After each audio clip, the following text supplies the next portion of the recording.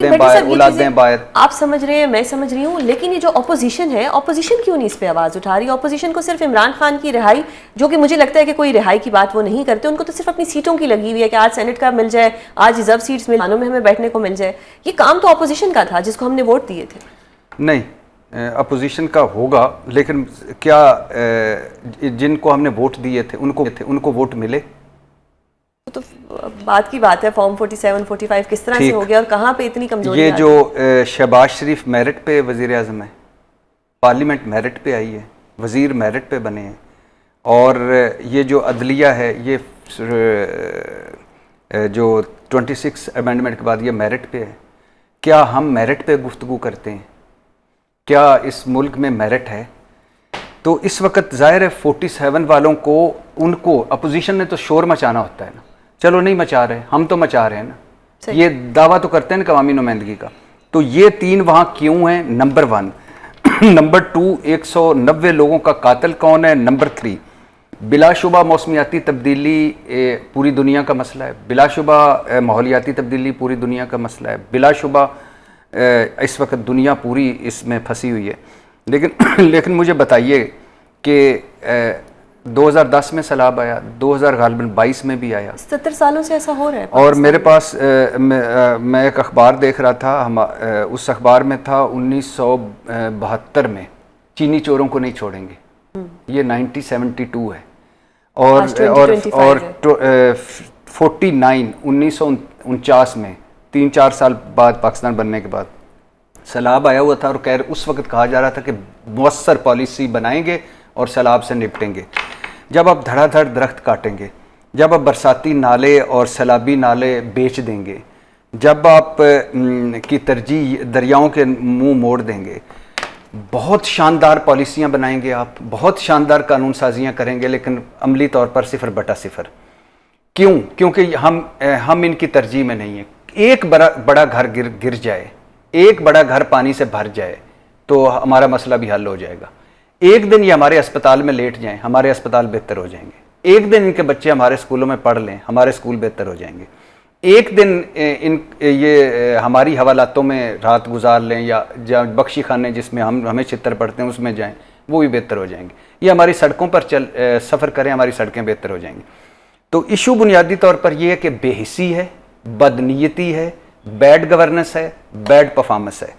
ہر آنے والا سیلاب زیادہ تباہی لاتا ہے۔ 6 فلور پہ آج بھی اسلام آباد میں آگ لگ جائے تو آپ کے پاس ریسکیو والا ادارہ، ہر مرتبہ کیوں فوج؟ ہر مصیبت میں کیوں فوج؟ میں یہ نہیں کہہ رہا فوج کو بلانا نہیں چاہیے، فوج کو آنا چاہیے، لیکن فوج ہی کیوں؟ کہاں ہے سویلین ادارے؟ کہاں ہے سویلین ادارے؟ کہاں ہے اربوں خربوں کے بجٹ؟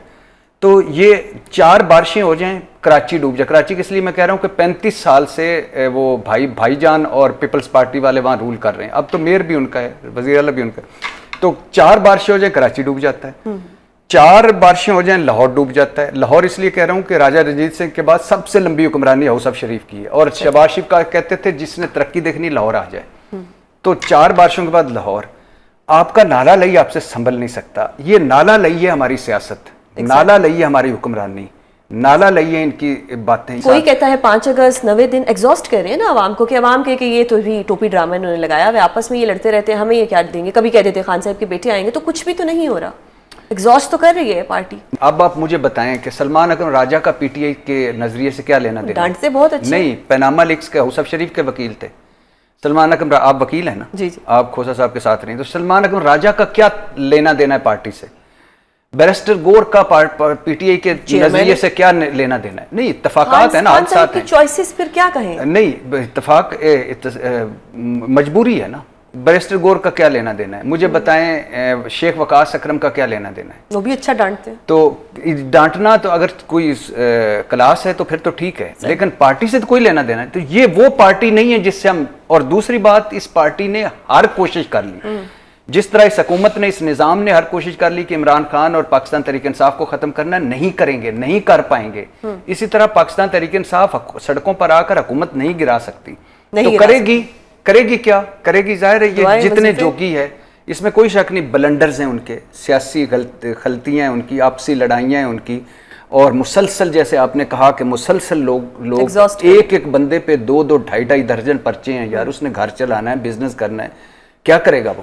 تو وہ ہے, لیکن اس کے علاوہ ہے کچھ نہیں. عمران خان ہے, اوپر عمران خان ہے, نیچے لوگ ہیں, درمیان میں پارٹی مسنگ ہے. صحیح. یہ مجھے بار بار پروڈیوسر صاحب کہہ رہے ہیں وائنڈ اپ کرنا ہے, بس آخری سوال کہ خان صاحب کو کتنے عرصے میں جیل سے باہر آتا آپ دیکھ رہے ہیں؟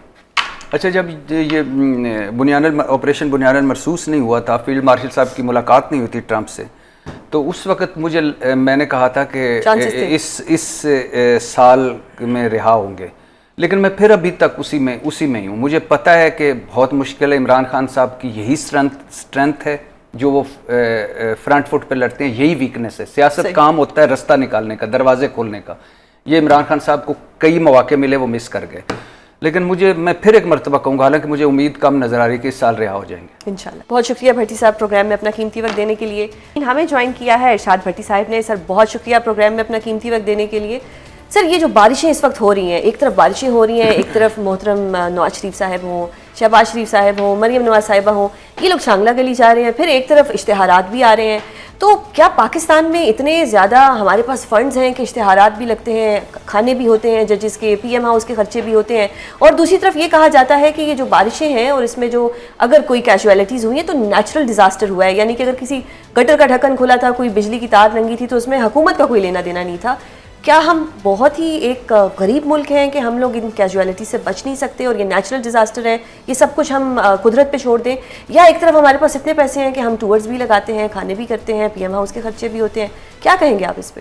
2-3 سوال ہیں آپ کے, اور دونوں تینوں بڑے مزے کے ہیں. پہلے تو شہباز شریف, نواز شریف اور مریم نواز تینوں مری ہیں شانگلہ گلی, اور تینوں شانگلہ گلی مری میں ہی آتا ہے. جی جی بالکل. ہاں, بڑی مہربانی.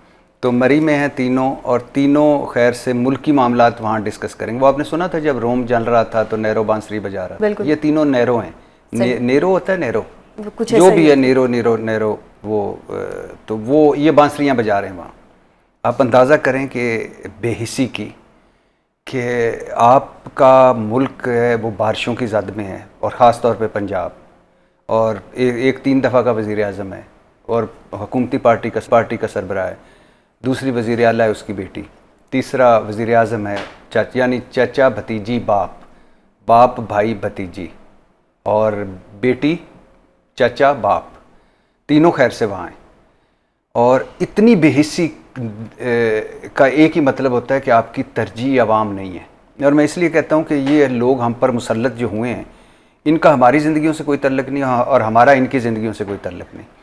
اب مجھے بتائیں کہ وہاں بیٹھ کے یہ کیا کر رہے ہیں. 193 کہا جاتا ہے, 170 کوئی فگر دے رہا ہے. ایک تو غریب کہیں بھی مرتا ہو, بلدیہ فیکٹری میں, ماڈل ٹاؤن میں, ثانیہ ساہیوال میں, کراچی کی سڑکوں پر, تو صحیح فگرز آتے ہی نہیں, تو غریب آدمی ہے.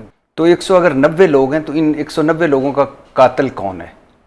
یہ تینوں. تو ایک تو یہ تینوں وہاں ہیں بے حسی. پھر دوسرا سوال یہ کہ کیا ہم غریب ہیں یا ہم امیر ہیں؟ ملک تو غریب ہے, 3 لاکھ کا مقروض ہے ہر پاکستانی, اور میرا یا آپ کا بچہ اگر پیدا ہو آئندہ ہوگا تو وہ بھی مقروض ہوگا. ان کا بچہ بھی مقروض ہوگا؟ نہیں, یہ 95% لوگوں کے لیے. ان کے بچے کوئی ہمارے بچوں جیسے تھوڑی ہیں, ان کے گھر ہمارے گھروں جیسے تھوڑی ہیں, ان کے لوگ, ان کے کپڑے, ان کے کھانے, یہ خوراکیں باہر کی, پوشاکیں باہر کی, دوائیاں باہر, علاج باہر, جداد